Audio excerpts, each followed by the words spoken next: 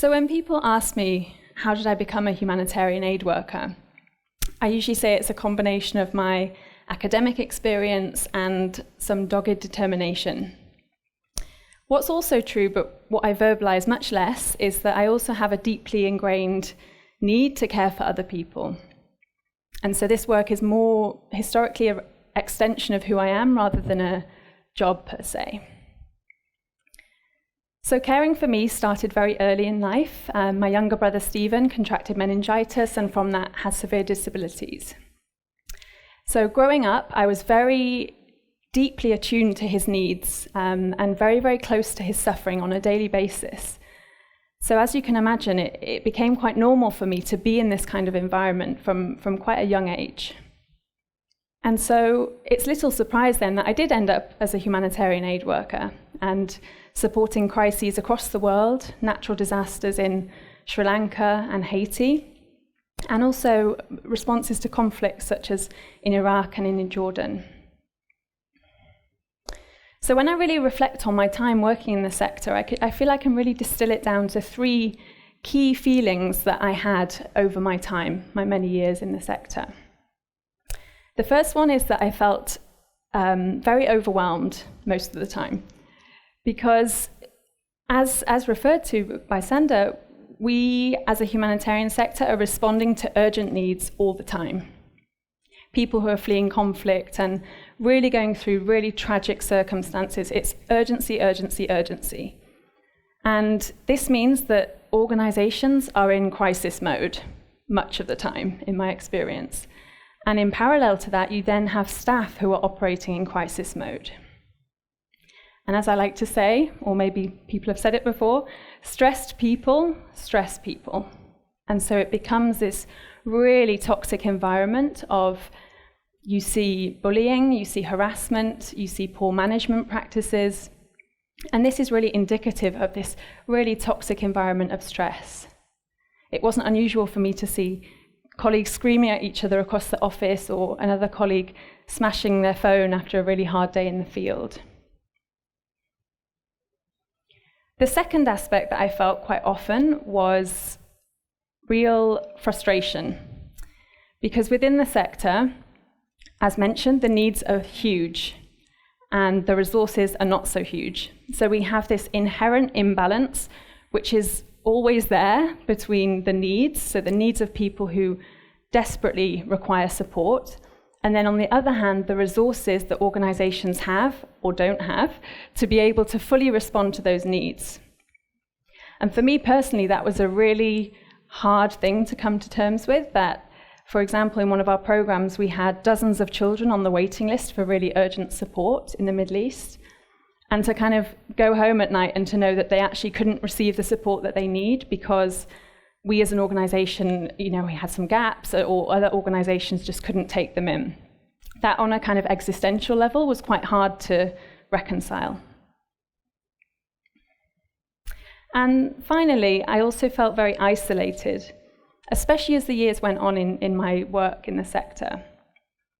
And that's because there's this kind of hidden expectation around humanitarians as being extremely hardcore.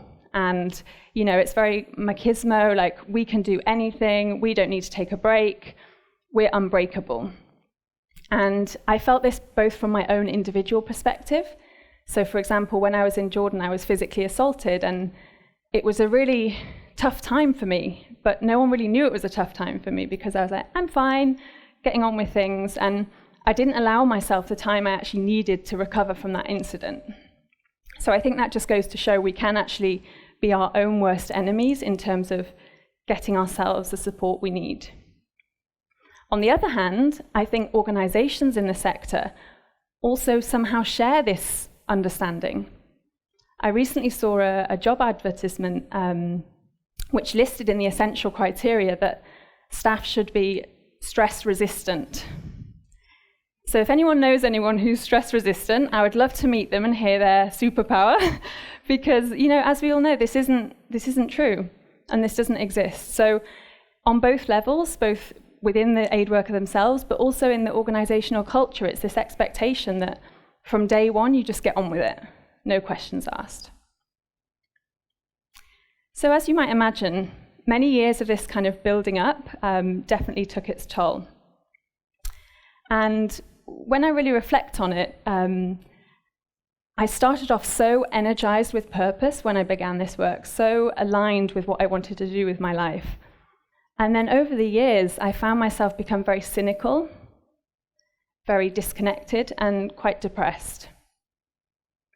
And it all kind of culminated one day. When I was still living in the Middle East, I woke up, and before I could even take my first breath, I was just crying so deeply. And I physically couldn't get out of bed. And I remember it was this feeling of, wow, my body is really giving me a message here. And, you know, being the hardcore humanitarian, it still took me a few months to actually hand in my resignation. But when I did, I then thought, okay, now I can just take those months that I really, really need to just reconnect with myself. So I did that. I took a few months off, and my first feeling was that I wanted to go to somewhere very remote to escape from people and just to really kind of reconnect with myself. I felt very lost. And so I booked onto a meditation retreat on Holy Isle, which is just off the coast of Scotland. So it took many trains and buses and ferries to get there, so that was remote enough for me. And during our time there, we had an opportunity to sit for 5 minutes with an esteemed Tibetan spiritual teacher. And this was all still pretty new to me. And so I was there with him in this beautiful small library, and probably spent the first 4.5 minutes of his precious time really just decompressing about the last few years of my life and really kind of saying how lost I felt. And I kind of lost a sense of who I was. I'd lost a sense of kind of solid ground. And as he was kind of wisely and slowly nodding his head, he said to me these words: "You must learn how to swim. You've been jumping into the water to save someone from drowning, but unless you can really swim yourself, you too will be dragged under." And that, for me, really made me realize that as humanitarians, yes, we're doing life-saving work, but in order to do it well, we really need to be able to do it skillfully and effectively. And so this, for me, was about looking at, okay, how can we actually start to develop that resilience? When we look at the sector's approach to building resilient skills in its staff, the focus really is more on physical resilience and security. So a number of times during my experience in the aid world, I completed what we call hostile environments training, deep in the very safe British countryside. And what we learned through that experience was how to deal with the risks we would face in these tough environments. So, for example, how to behave if I'm kidnapped, how to avoid landmines, how to conduct first aid on bullet wounds, for example. And luckily, I didn't have to use many of these skills. But this experience, it really left me wondering, what about those day-to-day stresses that we face? And I think to take it one step further, the hostile environments aren't only out there in the world. What about the hostile environments in ourselves and also in our organizations we're working with? So in terms of building my individual resilience, that, for me, I think there's been a few key things that have helped in this ongoing process. The first is around being able to find that precious space between the stimulus and the response. So the stimulus might be a tense or angry email from a colleague, and the response might be quite a natural autopilot to respond in the same way. But for me, it's really about using the power of awareness to check into, okay, how am I feeling right now? What do I need? And how can I respond in a way that is healthy for me, rather than being in that kind of stressed autopilot mode? And I think what's important to say here is that training individual humanitarian workers to manage their stress effectively is only half of it, and it's not enough. Because if you have an aid worker who learns these skills and feels better able to manage their day-to-day stresses, and then they go back to an organization which is on fire and in chaos, then the skills and the benefits are going to be short-lived. So, where we're at in the world in terms of the crises and the conflicts, I think now more than ever we need aid workers who feel so well supported to do what they need to do.